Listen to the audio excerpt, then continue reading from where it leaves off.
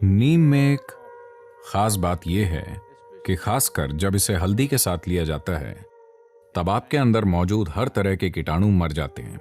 इससे ऐसा असर होता है कि आपकी ऊर्जा पूरे सिस्टम में समान रूप से बंट जाती है और जब आप इस पर ध्यान देना शुरू करते हैं तब आप अपनी मर्जी से अपनी ऊर्जा जहां चाहे ले जा सकते हैं। तो अगर नीम और हल्दी एक साथ लिया जाए तो इसमें शुक्राणु कोशिकाओं को तोड़कर ऊर्जा के दूसरे स्तर में बदलने की शक्ति होती है, जिसे ओजस कहते हैं। जब शरीर की हर कोशिका ओजस में समा जाती है तो आप एक चमकते हुए इंसान बन जाते हैं।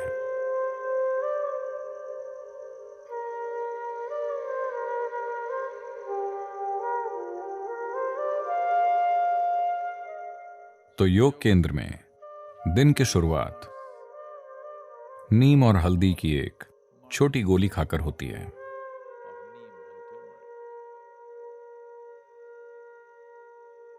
आपके सिस्टम पर इसका जो प्रभाव पड़ता है उसके कई पहलू हैं,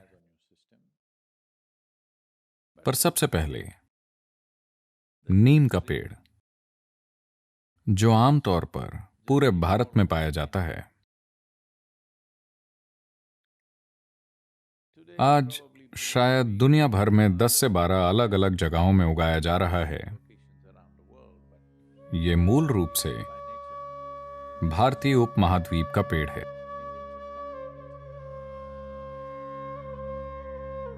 और नीम की पत्ती धरती की सबसे जटिल पत्तियों में से एक है। माना जाता है कि इसके भीतर 150 से अधिक जटिल रासायनिक पैटर्न हैं। इससे कई स्वास्थ्य संबंधी पहलू, ऊर्जा संबंधी पहलू और आध्यात्मिक आयाम जुड़े हुए हैं। सेहत की बात करें, देखिए, आधुनिक चिकित्सा प्रणालियों ने एक बुनियादी गलती की है। उन्होंने सेहत को सीमित परिभाषा दे दी है कि ये सेहत है, ये सेहत नहीं है। वो आपको बताते हैं आपके रक्त का रसायन विज्ञान, रक्त रसायन ऐसा होना चाहिए, सिर्फ तभी आप स्वस्थ हैं। आप में से कई उन मापदंडों में फिट हो जाएंगे पर फिर भी स्वस्थ नहीं होंगे, क्योंकि स्वास्थ्य एक तरह का कंपन है, न कि एक सीमित परिभाषा। आप अभी पूरी तरह से स्वस्थ हो सकते हैं, पर शायद सिस्टम में कुछ चीजें हो सकती हैं कि 10 मिनट बाद आप स्वस्थ ना हों। खैर, 10 मिनट बहुत कम समय लग सकता है। शायद आज शाम तक आप स्वस्थ ना रहें। यह बिल्कुल संभव है। यह सोचना गलत है कि हम सेहत को परिभाषित कर सकते हैं, यह सेहत है, या हम इसे रासायनिक मापदंडों में परिभाषित करके कह सकते हैं यही सेहत है। आपके स्वस्थ होने पर भी सिस्टम के भीतर कई चीजों में उतार चढ़ाव हो सकता है और आपके बीमार होने पर भी कई चीजें स्थिर हो सकती हैं।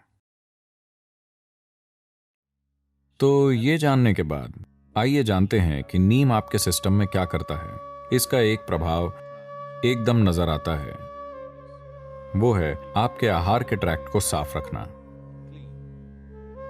साफ रखने से हमारा मतलब है ये एक जगह है, ये पूरी पाचन प्रक्रिया में एक ऐसी जगह है जहां जीवन के दूसरे रूप सबसे अधिक मात्रा में हैं। इस एलिमेंट्री ट्रैक्ट के भीतर सूक्ष्म जीव बहुत ज्यादा होते हैं। उनमें से कई हमारी मदद करते हैं। हम उनकी वजह से जिंदा हैं और उनकी वजह से भोजन पचा पाते हैं। शरीर में बहुत से कार्य उनके कारण होते हैं, पर फिर भी कई ऐसे जीव हैं जो हमें नुकसान पहुंचाते हैं। नीम की खास बात यह है, खासकर जब इसे हल्दी के साथ लिया जाए,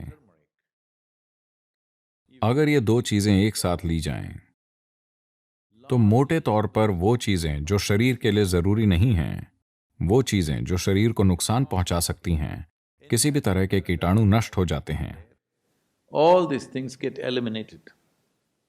A clean colon is very vital for health. एक स्वच्छ मलाशय सेहत के लिए बहुत जरूरी है।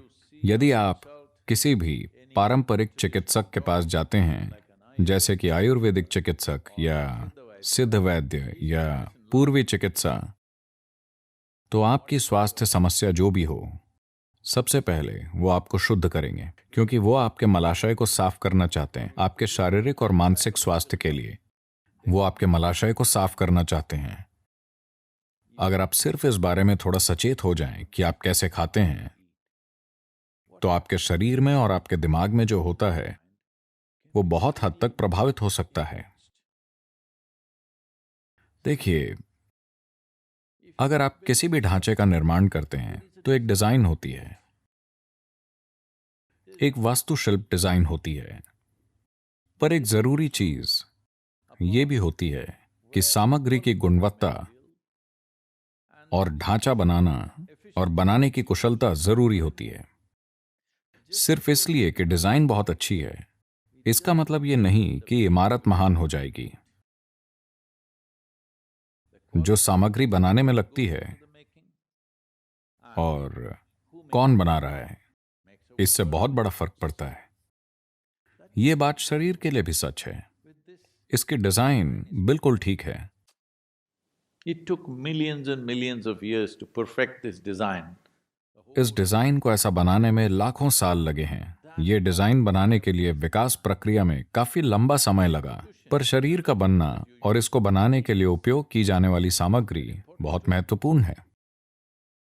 तो आप जो भोजन करते हैं वो सिर्फ आपकी संस्कृति के बारे में नहीं है।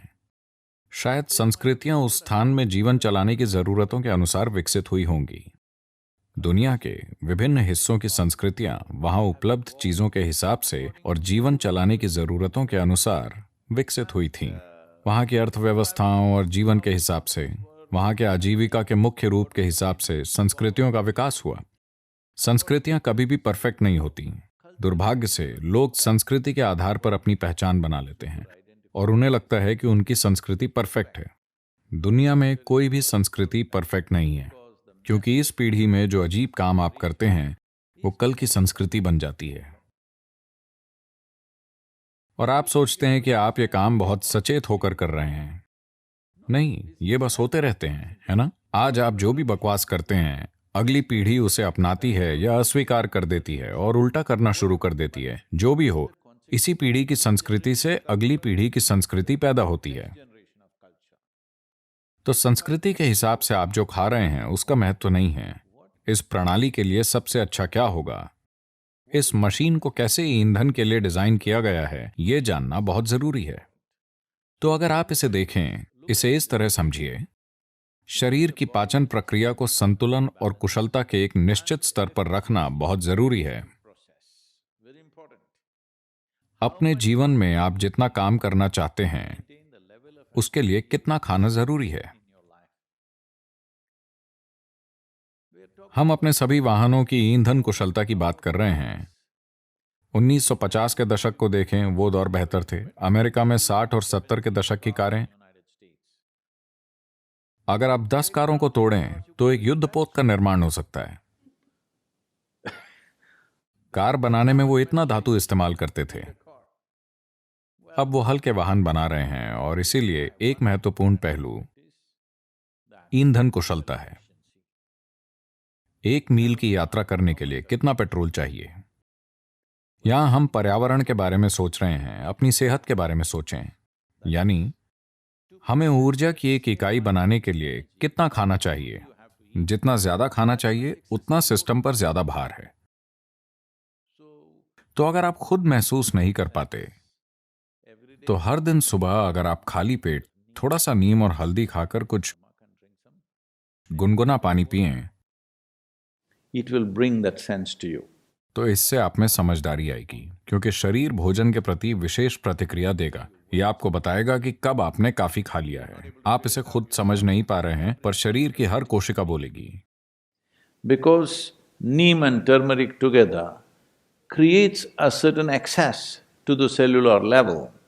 क्योंकि नीम और हल्दी मिलकर आपकी पहुंच कोशिकीय स्तर तक ले जाते हैं कि जब आप ऊर्जा पैदा करते हैं तो ये कैसे बढ़ती है। लोग चाहते हैं कि मैं इंटरनल कंबशन के बारे में बोलूं।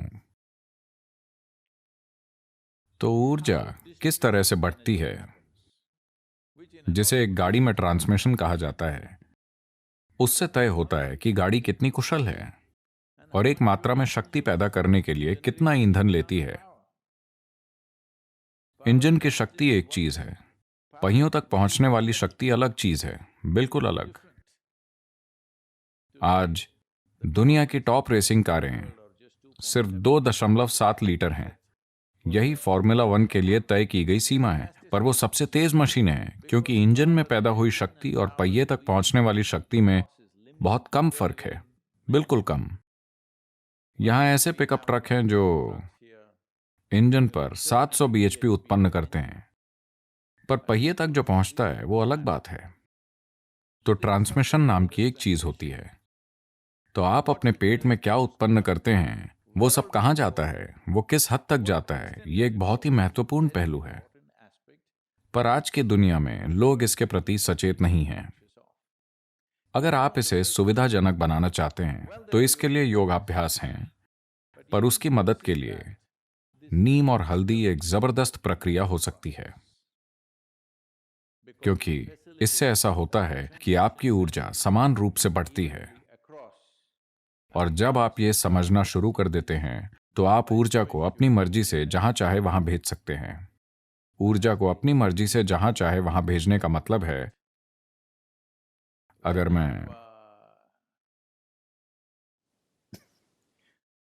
आगे बताऊंगा तो लोग हर तरह की चीजों की कल्पना शुरू कर देंगे, इसीलिए मैं कम बोलूंगा। पर जैसे मैं अभी बोलना चाहता हूं, अगर मैं अपनी ऊर्जा को अपने गले में सचेत रूप से केंद्रित करूं, ऐसा कई गायकों और दूसरे लोगों के साथ हो सकता है, स्वाभाविक रूप से। पर अगर आप ऐसा सचेत रूप से करें तो आप देखेंगे कि आपकी बात का एक अलग असर होगा। अगर आप किसी चीज को देखते हुए अपनी ऊर्जा को अपनी आंखों की ओर बढ़ाएं, पूरी ऊर्जा नहीं पर ज्यादा ऊर्जा वहां हो, तो आप देखेंगे कि आपकी नजर शक्तिशाली हो जाएगी।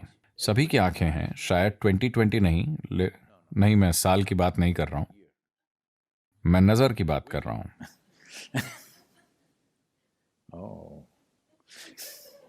हमें इस नंबर का इस्तेमाल ध्यान से करना चाहिए। 2020 का मतलब लोग ऐसे हो जाते हैं।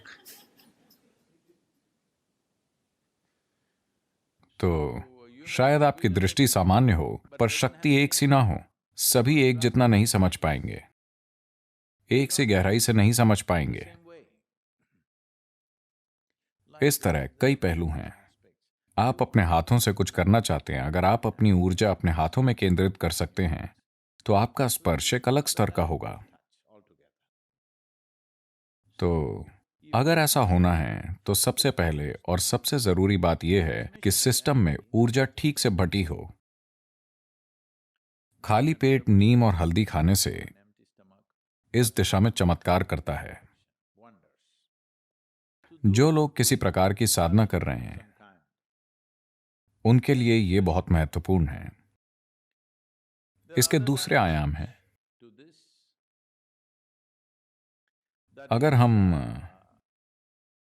इस नीम और हल्दी का उपयोग खाली पेट करते हैं तो एक पहलू यह है कि इसमें आपकी ऊर्जा के एक आयाम को दूसरे में बदलने की शक्ति है। इस अर्थ में योग संस्कृति में इसे अच्छे से समझना होगा। डॉक्टरों का कहना है, कि यदि आप बहुत ज्यादा नीम खाते हैं तो यह शुक्राणु कोशिकाओं को नष्ट कर देगा। यह उस बात का अच्छा प्रमाण है जो हम हजारों वर्षों से कह रहे हैं। देखिए, अलग अलग तरह की कोशिकाएं हैं। आज आधुनिक विज्ञान पहचानने लगा है कि वो कितनी अलग हैं। आपकी त्वचा की कोशिकाएं, आपकी अस्थि मज्जा, आपके शुक्राणु, आपका दिमाग, ये सभी अलग अलग तरह की कोशिकाएं हैं। लगभग एक अलग जीवन ही है। हालांकि वो सभी एक ही जानकारी में पिरोई हुई हैं, वो बहुत बहुत अलग हैं। और एक चमड़ी की कोशिका पैदा करने में शरीर जितना काम करता है और एक शुक्राणु पैदा करने में जितना काम करता है, एक दूसरी कोशिका जैसे न्यूरोलॉजिकल कोशिका पैदा करने में जितना काम करता है, शरीर के साथ ऊर्जा की भागीदारी अलग स्तर पर होती है। बहुत से लोग इस पर सवाल उठाएंगे, लेकिन वो 25 या 50 साल के बाद मान जाएंगे। हाँ, मैं आपको बता रहा हूं। तो मानव जीवन का एक आयाम है। देखिए, मैं चाहता हूं कि आप इस चमत्कार को समझें। कामुकता के बारे में ना सोचें। बस एक ही कोशिका से दो, ठीक है, पर बस एक सेल से आप एक नया जीवन प्रज्वलित कर सकते हैं जो इस तरह यहां बैठता है। क्या ये छोटी बात है? मैं पूछ रहा हूं, क्योंकि लोग अपने सिर में बहुत गड़बड़ कर रहे हैं। वो इसका चमत्कार नहीं देख रहे हैं। बस एक सेल से देखिए जीवन किस तरह अंकुरित हुआ है और ये क्या बन गया है कि नहीं? हमने पूरी दुनिया को आबाद कर दिया है। हमें उसका कुछ करने की जरूरत है, वो एक अलग बात है। तो नीम और हल्दी मिलकर शुक्राणु कोशिकाओं को तोड़ देते हैं और उन्हें ऊर्जा के दूसरे स्तर में ले जाते हैं, जिसे ओजस कहते हैं। जब आपके शरीर की हर कोशिका धीरे धीरे ओजस में लिपट जाती है, अगर आप साधना कर रहे हैं और आपका ट्रांसमिशन अच्छा है और पूरे शरीर में एक सा है, जब शरीर की हर कोशिका ओजस में लिपट जाती है। ओजस का क्या मतलब है? ये है क्या? मुझे दिखाओ। मेरे खून की रिपोर्ट में उन्होंने कहा कि कोई ओजस नहीं है। ठीक है, आपके खून की रिपोर्ट में जीवन भी नहीं है। मैं चाहता हूं कि आप ये जानें, उसमें बस रसायन है। किसी ने कभी साबित नहीं किया कि आप जीवित हैं। हेलो, आपको साबित करना होता है। तो हर सेल के चारों ओर ओजस भर जाएगा। जब शरीर की हर कोशिका ओजस में समा जाती है, तो आप एक चमकते हुए इंसान होंगे। इस शब्द के हर अर्थ में आप एक चमकते हुए इंसान होंगे। You will be a glowing human being within and without. आप भीतर और बाहर से चमकेंगे। ये कुछ ऐसा है जिस पर सभी को काम करने की जरूरत है, क्योंकि ये आत्मज्ञान नहीं है। ये एक प्लेटफॉर्म है जिस पर कुछ भी गलत नहीं हो सकता है। शरीर और मन प्लेटफॉर्म है। आप इस पर कैसे कार्य करते हैं, आप इस पर किस तरह का नृत्य करते हैं, पर एक ऐसे मंच का होना जरूरी है जिस पर आप टिक पाएं। आपको यह समझने की जरूरत है, शरीर अंतिम चीज नहीं है, यह शरीर मंच है। यह मन एक मंच है। अगर आप इसे बहुत ऊर्जावान और स्थिर बनाते हैं, तो उमंग और स्थिरता, लोग ये नहीं समझ पाते हैं। उन्हें लगता है कि उमंग मतलब यहां वहां उछल कूद मचाना और स्थिर मतलब मौत। अगर प्लेटफॉर्म इस तरह के हैं, यानी आप उमंग से भरपूर और स्थिर हैं, अब आप जैसा चाहें वैसा डांस करने के लिए आजाद हैं। इस दिशा में नीम और हल्दी बहुत महत्वपूर्ण तत्व हैं। ऐसा नहीं है कि उनके बिना आप ऐसा नहीं कर सकते, आप कर सकते हैं, पर जब मदद मिल रही है तो उसका उपयोग क्यों ना करें? तो शारीरिक और मानसिक सेहत दोनों के संदर्भ में इसके कई पहलू हैं।